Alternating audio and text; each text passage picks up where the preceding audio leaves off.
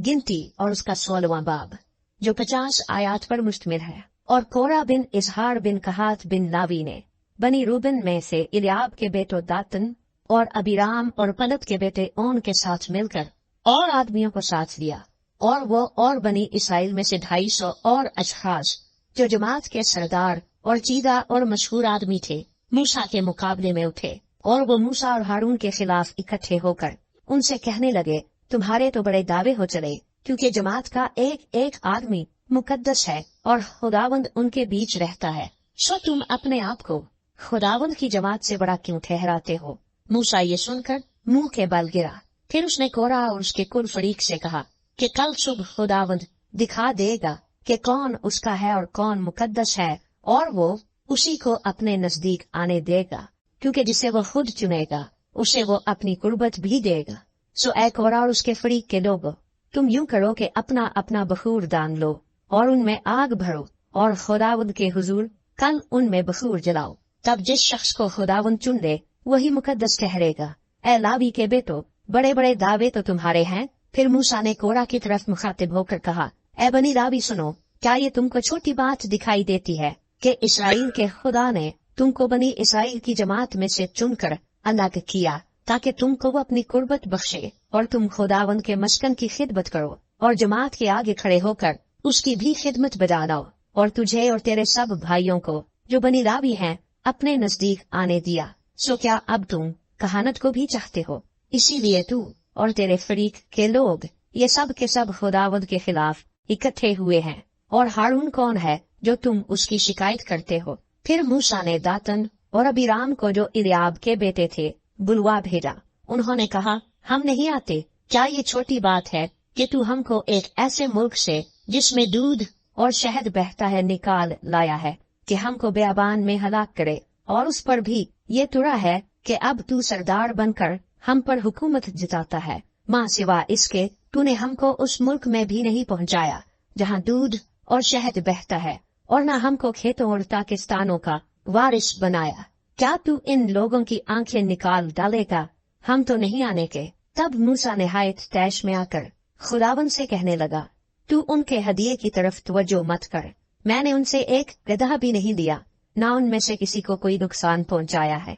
फिर मूसा ने कोरा से कहा, कल तू अपने सारे फरीक के लोगों को लेकर खुदावंद के आगे हाजिर हो। तू भी हो और वो भी हो और हारून भी हो, और तुम में से हर शख्स अपना बखूर दान देकर उसमें बखूर डाले। और तुम अपने अपने बखूर दान को जो शुमार में 250 होंगे खुदावंद के हुजूर लाओ। और तू भी अपना बखूर दान लाना और हारून भी लाए। सो उन्होंने अपना अपना बखूर दान लेकर और उनमें आग रख कर उस पर बखूर डाला और खैमा इज्तिमा के दरवाजे पर मूसा और हारून के साथ आकर खड़े हुए। और कोरा ने सारी जमात को उनके खिलाफ खैमा इज्तिमा के दरवाजे पर जमा कर लिया था। तब खुदावंद का जलाल सारी जमात के सामने नुमाया हुआ। और खुदावंद ने मूसा और हारून से कहा कि तुम अपने आप को इस जमात से बिल्कुल अलग कर लो ताकि मैं उनको एक पल में भस्म कर दूं। तब वो मुंह के बल गिर कर कहने लगे, ऐ खुदा, सब बशर की रूहों के खुदा, क्या एक आदमी के गुनाह के सबब से तेरा कहर सारी जमात पर होगा? तब खुदावंद ने मूसा से कहा, तू जमात से कह कि तुम कोरा और दातन और अबीराम के खैमों के आस पास से दूर हट जाओ। और मूसा उठकर दातन और अबीराम की तरफ गया और बनी इसराइल के बुजुर्ग उसके पीछे पीछे गए। और उसने जमात से कहा, इन शरीर आदमियों के खेमे से निकल जाओ और उनकी किसी चीज को हाथ ना लगाओ, ताना हो कि तुम भी उनके सब गुनाहों के सबब से नेस्त हो जाओ। सो वो लोग कोरा और दातन और अबीराम के खेमों के आस पास से दूर हट गए। और दातन और अबीराम अपनी बीवियों और बेटों और बाल बच्चों समेत निकलकर अपने खेमों के दरवाजों पर खड़े हुए। तब मूसा ने कहा, इससे तुम जान लोगे कि खुदावंद ने मुझे भेजा है कि ये सब काम करूं, क्योंकि मैंने अपनी मर्जी से कुछ नहीं किया। अगर ये आदमी वैसी ही मौत से मरे जो सब लोगों को आती है, या इन पर वैसे ही हादसे गुजरे जो सब पर गुजरते हैं, तो मैं खुदावंद का भेजा हुआ नहीं हूँ। पर अगर खुदावंद कोई नया करिश्मा दिखाए और जमीन अपना मुंह खोल दे और इनको इनके घर बार समेत निगल जाए और ये जीते जी पाताल में समा जाएं, तो तुम जानना कि इन लोगों ने खुदावंद की तहकीर की है।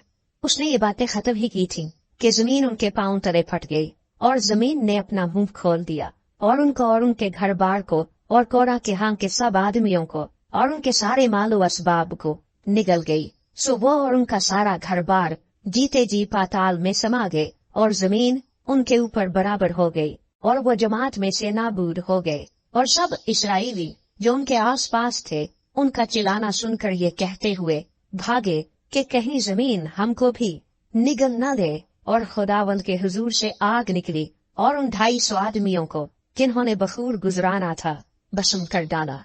और खुदावंद ने मूसा से कहा कि हारून काहिन के बेटे एलिएजर से कह कि वो बखूर दानों को शोलों में से उठा दे और आग के अंगारों को उधर ही बखेर दे, क्योंकि वो पाक हैं।